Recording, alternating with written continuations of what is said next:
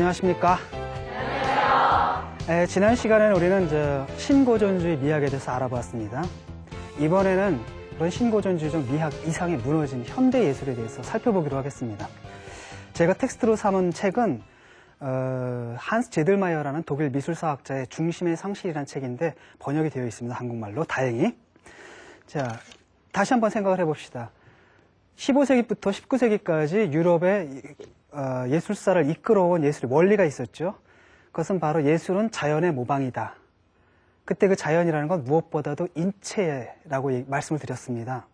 그 다음에 모방을 하는데 모방을 하되 글자 그대로 눈에 보이는 대로 모방하는 게 아니라 가능한 한 그 아름다움을 끌어올려서 이상적인 아름다움으로 끌어올리는 게 그 고전 예술의 원리였다고 말씀을 드렸습니다. 가령 이제 그리스의 그 조각가들, 이런 사람들은 현실에서 아름다운 모델을 찾았을 때 한 사람만 모델로 쓴 게 아니라 여러 사람들을 모델을 구했죠. 그래서 그 사람들에게서 가장 아름다운 부분들을 모아가지고 취해서 완전한 아름다움을 창조해내려고 했습니다. 말하자면은 그 플라톤식으로 말하면 미의 이데아가 있죠. 이상적인 아름다움이 있는데 불행히도 현실적인 인간들은 그런 이상적인 아름다움을 구현하고 있지 못합니다. 하나님이 묘하셔서 인간들에게 한 사람에게 완벽한 아름다움을 모아주시지 않았거든요. 따라서 그리스 예술가들은 자연을 모방하되 모델을 모방하되 거기서 그치는 게 아니라 자연 속에 흩어져 있는 여러 가지 아름다움들을 모아서 이상적인 아름다움을 구축하려는 그런 시도를 했고요. 그러다 보니까 그리스 예술 같은 경우에는 인간에서 신으로 올라가는 중간에 있게 됩니다. 그리스 사람들이 신에 도달하는 원리는 간단합니다. 뭘 통해서 도달하냐면 아름다움을 통해서 도달하는 겁니다. 인간의 신체를 예술을 통해서 더 이상 아름다울 수 없는 여지까지 끌어올렸을 때 그 조각생은 동시에 뭐가 되냐면 신의 몸, 말하자면 신상이 되는 것이죠. 그러니까 그리스 예술이라는 건 단지 예술 작품이 아니라 신을 닮으려고 했던, 말하자면 신이 되려고 했던 그리스 예술가들의 존재 미학이 담겨 있었다라고 얘기할 수가 있습니다. 그런데 현대에 들어오게 되면 예술에서 이거와는 정반대되는 일이 벌어집니다. 현대 예술에 묘사된 인간의 모습을 보세요. 아름답습니까? 안 아름답죠, 별로. 왜 그런 일이 발생했을까요? 그러니까 그 전통적인 미감을 가진 사람에게 현대 예술에 나타난 인간상이라는 것은 어떤 면에서는 아름답지 못하고 좀 더 심하면 구역질이 날 수도 있을 겁니다. 특히 이제 미감이 좀 보수적인 사람들 같은 경우에는 그렇기 때문에 현대 예술에 대해서 상당히 적대적인 감정을 갖고 있을 수가 있겠죠. 한스 제들마이어 같은 사람이 바로 그런 사람입니다. 그러니까 예술에서 진보냐 보수냐 이걸 따지는 게 좀 우습긴 하지만 굳이 따진다라고 하면 어떤 사람이 미적으로 진보냐 미적으로 아니면 보수냐 그걸 따지는 기준이 있다라고 하면 모더니즘 예술, 말하자면 20세기 예술에 대한 태도가 어떠한가 그걸 가지고 따질 수가 있습니다. 그러니까 20세기 예술을 거부하면 그 사람은 되게 보수적인 미감을 가진 사람이고 20세기 예술을 긍정하게 되면 그 사람은 이제 진보적이라고 얘기할 수가 있겠죠. 근데 오늘 살펴볼 한스 제들마이어 같은 사람은 보수적인 사람입니다. 미적 보수주의자거든요. 그러니까 19세기까지 독일을 갖다 지배했던 그 예술 원리, 우리 빈켈만에 의해서 그게 탄생이 돼가지고 괴테 실려에서 받아들여져가지고 그것이 오늘날 말하는 우리의 독일의 그 고전 문화를 낳았다고 알고 있는데 그런 문화적 전통에 익숙한 사람들, 그런 문화적 전통을 고수하려는 사람들에게 현대 예술이라는 건 정말 눈뜨고 봐줄 수 없는 뭐랄까요 꼴불견처럼 여겨질 수가 있는 겁니다. 그래서 현대 예술에서 고전 고대 그 예술가들이 갖고 있었던 그 인간의 이상, 신을 닮은 인간의 이상이라는 이념이 사라진 것, 이것을 한스 제들마이어는 뭐라고 불렀냐면 중심의 상실이라고 불렀습니다. 그러니까 예술에서 중심이 상실되었다라는 거죠. 그러니까 이 사람에게 예술의 본질인데, 예술의 중심인데 그걸 현대 예술이 바로 잃어버렸다. 이렇게 진단을 하고 그렇기 때문에 이 사람은 심지어 현대 예술을 일종의 퇴폐 예술이다라고까지 아주 격렬한 언사를 퍼부어댔습니다.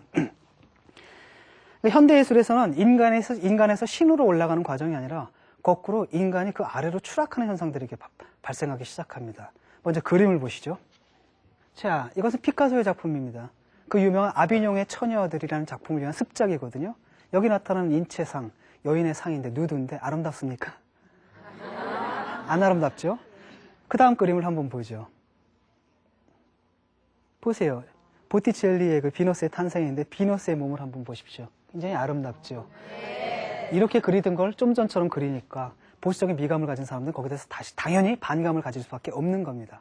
또 하나는 비너스는 여신이거든요. 하지만 아까 그 여인은 뭐냐면 아비뇽의 처녀, 말하자면 창부입니다. 그러니까 인간에서 신으로 올라가는 게 아니라 거꾸로 신에서, 그러니까 인간에서 예컨대 아주 고귀한 인간에서 점점 천박한 인간, 소위 그 천박한 내지는 경멸받는 인간의 그 수준으로 떨어지게 되는 거고, 몸의 아름다움도 뭐랄까요, 그만큼 좀 추해지는 것이죠. 그 다음 작품을 한번 보시죠. 그 다음 작품은 이제 프란시스 그 피카비아라는 사람의 작품인데요. 산미신입니다. 우리는 산미신이 어떻게 묘사되는지 알고 있는데, 여기 그림에 나타나는 그 산미신이라는 것은 결코 아름답지가 않을 겁니다. 원래 이 작품이 이런 그 산미신의 모티브가 고전 회화에서는 어떻게 묘사가 되었는지 한번 비교를 해보시죠. 보십시오. 여기 산미신이거든요. 여기 매우 우아하고 아름답죠. 그래서 우아한 여신, 그래서 산미신이라 할 때 우미의 여신들이 셋이거든요. 근데 저런 여신의 모습들이 현대에 들어오면 상당히 아름답지 못하게 묘사가 되고 있습니다. 그 다음에 이제 거기서 그치는 게 아닙니다. 원래 인간은 지성적인 동물이고, 그 다음에 아이들이 자라가지고 어른이 되죠. 철없던 아이들이 점점 자라가지고 지성을 갖게 되고 어른이 된단 말이죠. 근데 현대예술에서는 그게 거꾸로 나타납니다. 인간이 자라는 게 아니라 거꾸로 퇴행을 해가지고 어린아이로 돌아가는 듯한 이런 느낌이 듭니다. 다음 작품을 한번 보시죠. 보세요. 장 뉴비페라는 사람의 작품인데 제목은 권력의지고 마치 어린아이가 그린 그림 같이 보이지요. 이게 현대판 아담입니다. 그럼 이제 현대판 이브는 어떻게 묘사되는지 한번 보시죠. 역시 아이들이 마구마구 그린 그림처럼 보이죠. 유치원에서나 그릴 법한 이런 그림들을 그리죠. 옛날 예술가들은 가능한 한 잘 그리려고 했는데 현대 예술가들은 이상하게 가능한 한 못 그리려고 애를 쓰는 듯이 보입니다.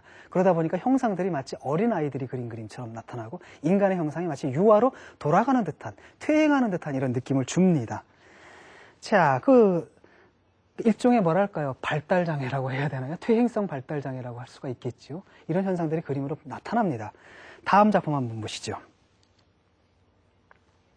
윌렘 드 쿠닝의 누드입니다. 여기서는 거의 형태마저도 해체가 돼가지고 사라져버리는 듯한 이런 느낌이 들죠. 어떤 아름답건 추하건 간에 일단 형태는 있었는데 여기서는 형태마저도 삐쭉삐쭉하면서 사라지는 듯한 이런 느낌을 받습니다. 마치 인간이 죽으면 나중에 어떻게 되죠? 형태가 썩어서 해체가 되는 것처럼 그 형태 자체가 해체되는 경향들을 이렇게 보이게 됩니다. 거기서 그치는가? 거기서 또 한 걸음 더 나아갑니다. 다음 작품을 한번 보시죠. 살바도르 달리의 작품입니다. 여기서 인간은, 초현실주의에서 인간은 이성적인 존재가 아닙니다. 여러분 프로이트 이론 아시죠?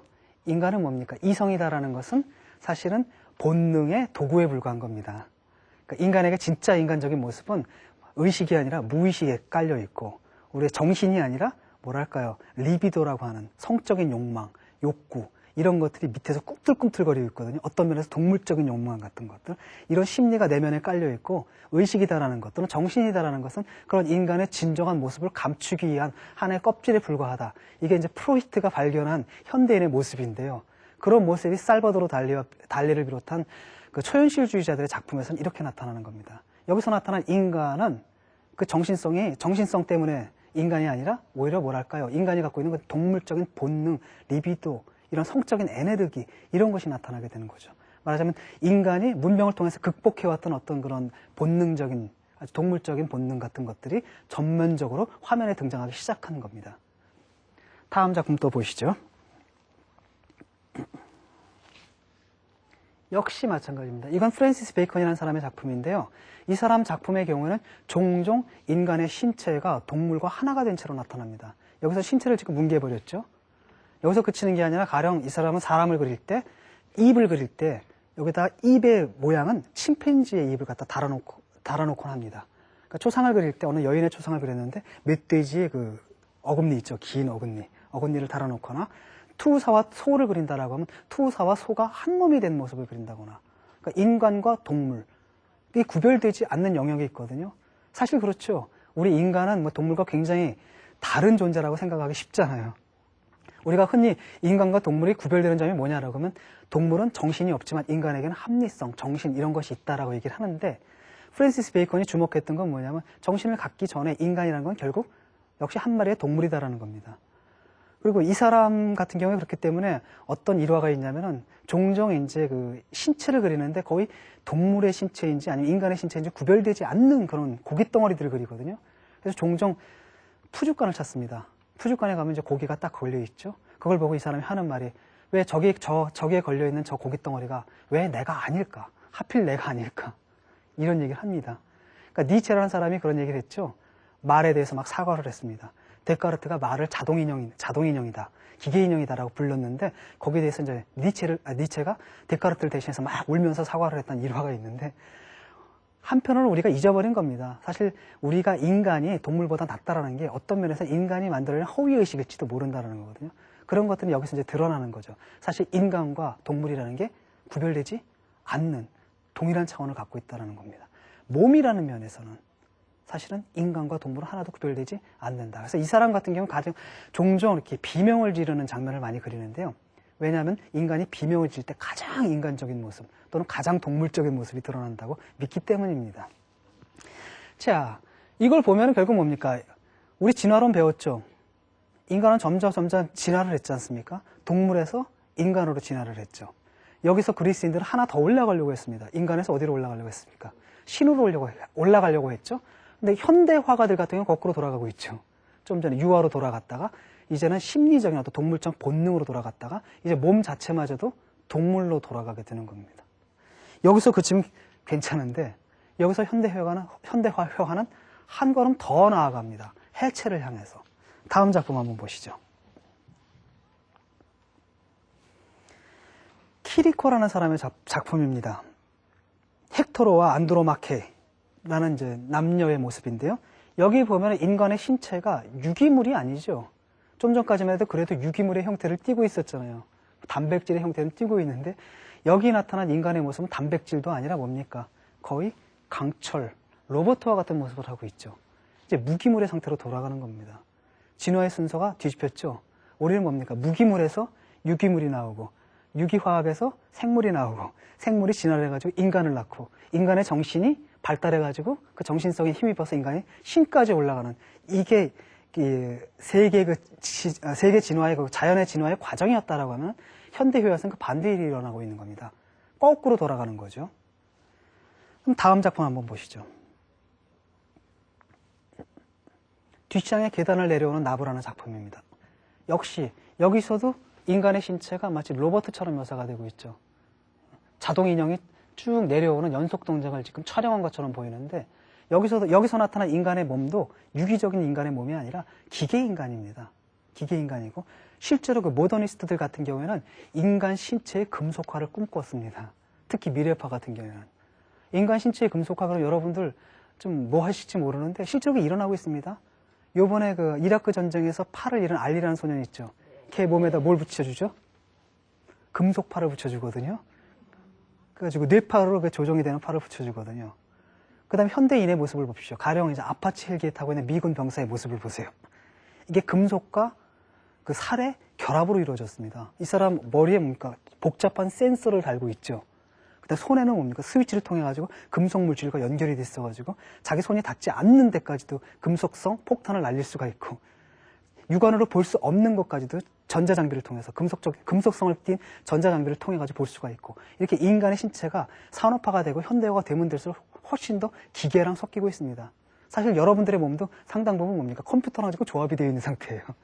플러그가 꽂혀 있는. 그렇죠. 여러분 집에 딱 들어가면 제일 먼저 텔레비전 트고 그 다음에 뭐예요? 인터넷. 그렇지 않으면 굉장히 뭔가 좀 허전한 느낌이 들죠. 답답한 느낌이 들고.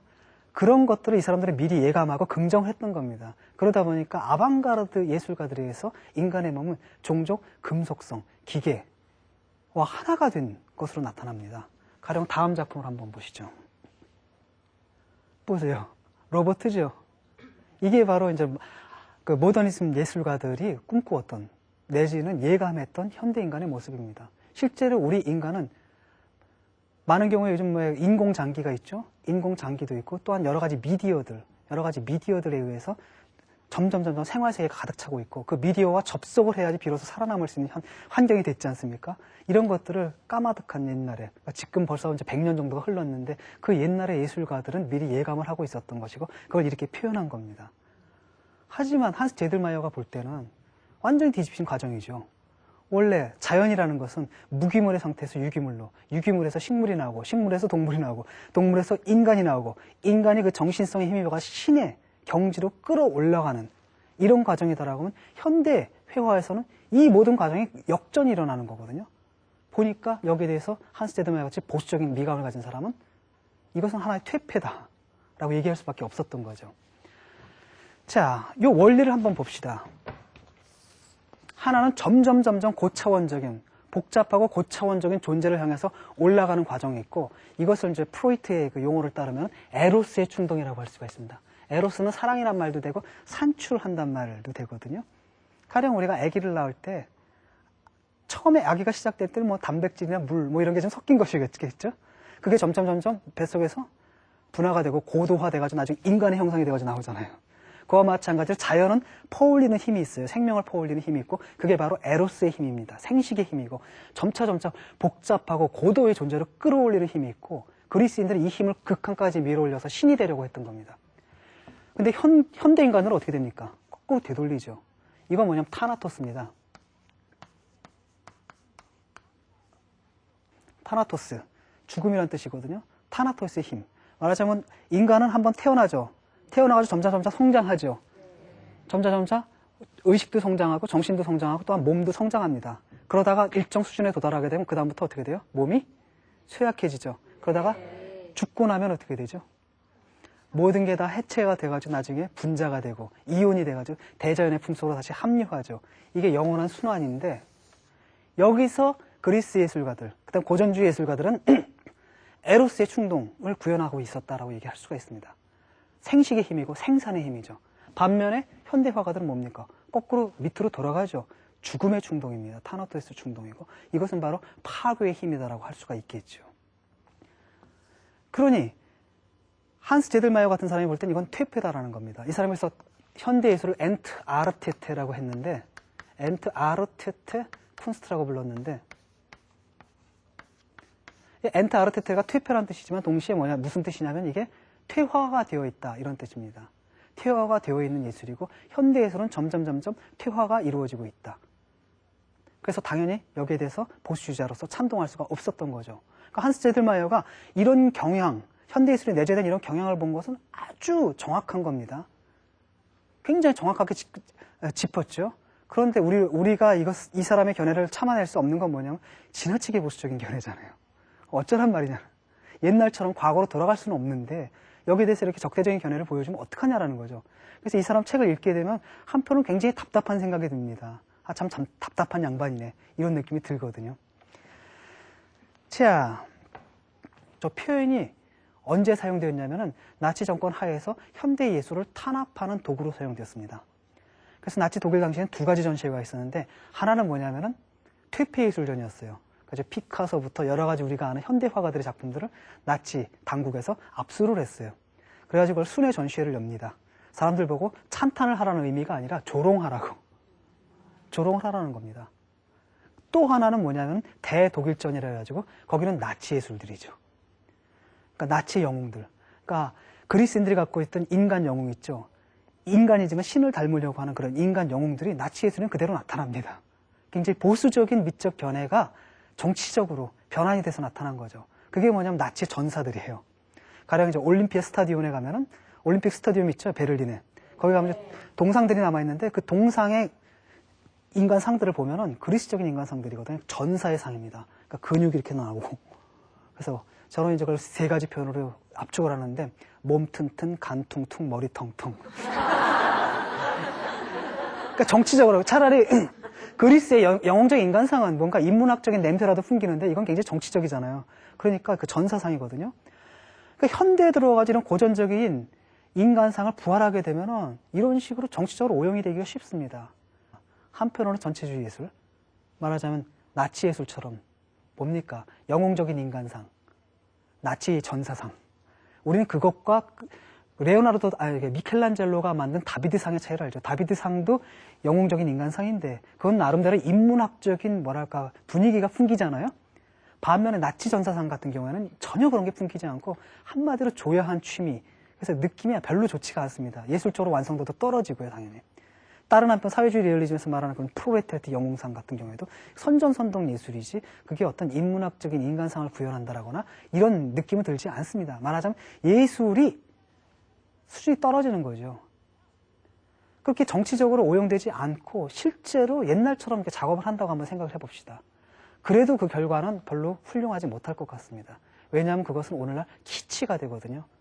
길바닥 예술이죠. 요즘 그렇게 그리는 것은, 그런 식으로 그리는 것은 아마 미술 학원에서만 가르칠 겁니다. 미술 학원에 가면 이렇게 그리스 조각상들 갖다 놓고 여전히 고대 모방론을 실천하고 있거든요. 데스생 할 때 뭐 여러 가지 그 조각상을 갖다 놓고 막 데스생을 하잖아요. 학생들이 배울 때, 그 데스생을 배울 때 가르치는 교재 정도지 그걸 가지고 똑같이 말하자면 오늘날 그리스인들과 같이 그런 식으로 작업을 하게 된다라고 하면 시대에 뒤떨어진 사람이라는 평가를 받게 됩니다. 왜냐하면 옛날에는 빈켈만에게는 아름다움은 어디 있었습니까? 옛날에 있었죠. 그 다음에 예술은 새로운 것과 관련된 게 아니라 아름다운 것과 관련이 있었어요. 그 다음에 그 아름다움은 예술에 있었기 때문에 고대를 모방할 수 있었지만 오늘날 고대를 모방한다는 것은 한마디로 그 넌센스가 되는 겁니다. 왜냐하면 현대예술에서 중요한 건 아름다움 자체가 아니라 뭐예요? 새로움이거든요. 그런데 이 새로움이 아니라 옛날처럼 그대로 그리게 될 경우엔 그건 뭐냐? 새로운 취향들을 만들어내는, 창조하는 그 창조자의 역할이 아니라 낡은 취향, 보수적인 취향, 대중들에게 아주 일반화된 이런 취향에 영합하는 몰취향이 되는 거죠. 마지막 그림을 한번 보시죠. 자, 이 작품은 아스거 요른이라는 어느 작가의 작품인데 제목이 공교롭게도 중심의 상실입니다. 한스 제들마이어가 쓴 그 책의 제목이죠. 이걸 통해 가지고 아마도 이 사람은 뭘 의미했냐면은 패러디를 한 것이죠. 그러니까 한스 제들마이어는 뭐라 그러냐면 다시 영원한 인간의 상을 재형성해야 된다. 현대예술이 이 난국에서 벗어나려면, 이 혼란에서 벗어나려면 다시 영원한 상을 다시 얻어야 된다. 다시 획득해야 된다. 라고 얘기를 했지만 좀 전에 살펴본 것과 같이 현대에 다시 고전 그리스의 미적 이상을 되살린다는 것은 잘하면 선전선동 예술 또는 뭐가 되는 겁니까? 키치가 될 수밖에 없거든요. 그건 불가능한 것이고 아마도 그것을 조롱이라도 한다듯이 이 사람이 그렸는데 중심의 상실 이렇게 그려놓고 한스 제들마이어가 싫어할 만한 그런 양식으로 그림을 그려버렸습니다. 이것은 뭐냐면은 한스 제들마이어 그 미적 보수성을 풍자하는 일종의 예술적 농담이라고 할 수가 있겠죠. 왜 이렇게 변했느냐 예술이. 이 사람이 중심의 상실이라고 얘기했을 때 또 중심의 상실이라고 얘기했을 때 그 중심이란 말은 한편으로는 좀 전에 얘기했듯이 영원한 인간의 상, 신을 닮은 인간이라는 미적 이상의 상실만이 아니라 예술 자체의 성격이 변했다는 것을 또 의미하기도 합니다. 왜냐하면 과거에는 주요한 시대마다 주요한 예술적 과제가 있었어요. 중세 때 예술적 과제는 뭐였습니까? 교회를 짓는 것이었거든요. 그러니까 중세 때 그림이라는 건 그 자체로 의미가 있는 게 아닙니다. 교회 건축 안에 들어가는 겁니다. 교회라는 게 종합예술이에요. 건축이자 동시에 뭐가 있습니까? 조각상이 거기 딸리거든요. 벽에는 또 뭐가 붙죠? 그림이 붙습니다. 이 전체적인 콘텍스트 안에서 그림이 의미를 갖게 되는데 요즘은 그림이 어떻게 됐어요? 자율적으로 나와가지고 혼자 달랑 독립해서 미술관에 걸리죠. 이게 뭘 닮았냐면 현대의 자율적인 인간상을 닮았습니다. 옛날에 인간들은 어디 살았어요? 공동체에 살았죠. 공동체는 가치관을 공유하고 있습니다. 그런데 제가 요즘은 우리는 원자화 돼가지고 제가 아파트에 사는데 옆집 아저씨의 종교가 뭔지, 옆집 아저씨의 정치적 성향이 뭔지 저는 몰라요. 알 필요도 없고 같을 필요가 없죠. 이런 방식으로 떨어져 나온 그 모습을 현대예술이 그대로 닮았거든요. 그러다 보니까 옛날에는 모든 사람들이 지켜야 할 어떤 공통의 가치관이 있었잖아요. 현대예술은 거기서 떨어져 나오다 보니까 그런 가치관, 공통의 가치관이라는 게 존재하지 않게 되는 겁니다. 그래서 바로 잃어버린 게 중심의 상실이라는 거죠. 이걸 되찾기 위해서는 역시 또한 옛날 예술과 같이 시대의 주요한 예술적인 과업을 설정해야 된다는 것인데 그렇게 되면 옛날처럼 뭐가 됩니까? 종합예술 작품을 만들어야 되거든요. 그러니까 중세 때는 교회를 지었고 그 다음에 근대에는 왕궁을 지었죠. 왕궁을 보면 그 자체가 종합예술입니다. 건축이 있죠. 그 다음에 정원예술이 있는데 정원예술에는 또한 분수대나 아니면 조각상에 놓이게 되는 겁니다. 벽에는 그림이 걸리고 그 다음에 안에서 뭡니까? 콘서트가 열리거든요. 그런데 그런 식의 종합예술이라는 게 오늘날 동안 가능하냐?